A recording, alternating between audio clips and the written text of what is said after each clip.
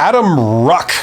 Sometimes you just got to get your ruck on. On the topic of getting rejected from a job, how can you ask the hiring manager afterwards in a respectful way what things they think I need to work on for the next job that comes my way?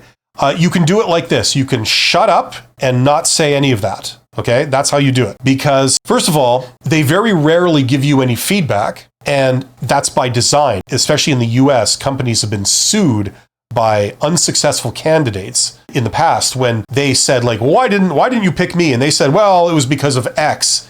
And then the candidate said, you can't make decisions like that based on that kind of thing. I'm taking you to court. And companies have been sued and stuff, for stuff like that. So that's resulted in a lot of companies issuing actual HR policies saying to their recruiters and everybody else in the company, if you're hiring and you're interviewing, you are not allowed to give feedback. I don't care what the feedback would have been, you are not allowed to give feedback. It just is a blanket policy. There's other reasons too that have nothing to do with being sued why they don't give feedback. The thing is, so a lot of them, what they do is they give feedback and usually it's false. It's misinformation. They'll say some cliche or some harmless thing or some totally vague thing. So they did technically answer your question. They're not being rude, but it's safe for them, right? Because if they disclose the real reason, it might be kind of hard to defend. It might be saying like, well, look, I just talked to 2 people and sorry, I felt I liked them better. They just had more of a rapport, right? And that's when somebody says, well, wait a minute, you're biased against, me because I'm X. So here's the deal. You can't get feedback from recruiters. Recruiters don't work for you. They don't care about you. No offense to them.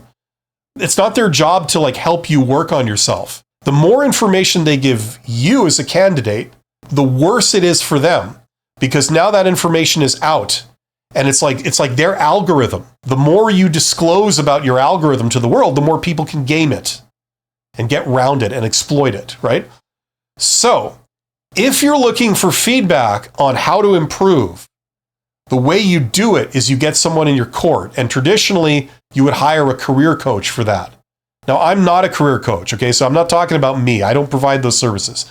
But there's a lot of career coaches out there. What they do, if you're interested in that kind of thing, is in a nutshell, they'll do a pretend job interview with you, where you treat it like it's real. They ask the questions, you answer.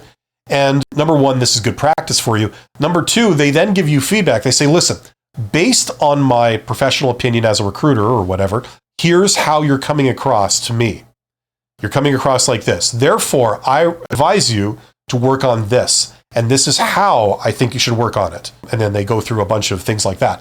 So that's the idea of a career coach. You pay to get somebody on your side. It's like hiring a lawyer. They got your back. They work for you. They don't work for the other opposing side. They work for you. So they're your ally in helping you get hired. You can do that. Now, the poor man's version of that is you go to, if you have friends or like a friend or a family member that just loafing around doing nothing around your home, get them to help you. Get them to do mock interviews with you, where they pretend to be a recruiter or an interviewer, and then you do pretend job interviews with them. And you practice it. You say, here's a list of questions you ask me, or go on the internet and make up your own questions, and then let's do this interview like it's real. And if it feels awkward, that's good, because that's simulating what a real job interview feels like, right? So this is great practice. Now you do 3 or 4 of those a day for say 10 days. That's 30 to 40 of those. You're going to kick ass, because you'll have heard every question under the sun. You'll have answered every question like over and over and over.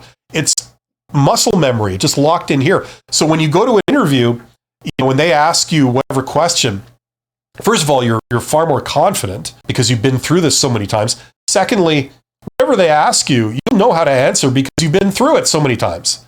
You've said it so many times that, it's automatic, right? So that's how you get good at things. Practice makes perfect. Learn the theory, like how to answer everything properly, and then practice over and over again. That's how you get good at sports. That's how you get good at musical instruments. It's how you get good at everything, including job interviews. If you trust your friend or family member as an added bonus, like a side fringe benefit, they can also give you feedback and say, well, in all honesty, you seem to be coming across very intense. You need to just relax a little bit, dial it down a couple notches, and they'll give you feedback. And, if you trust them, you can get your feedback that way. You're welcome, Adam Ruck.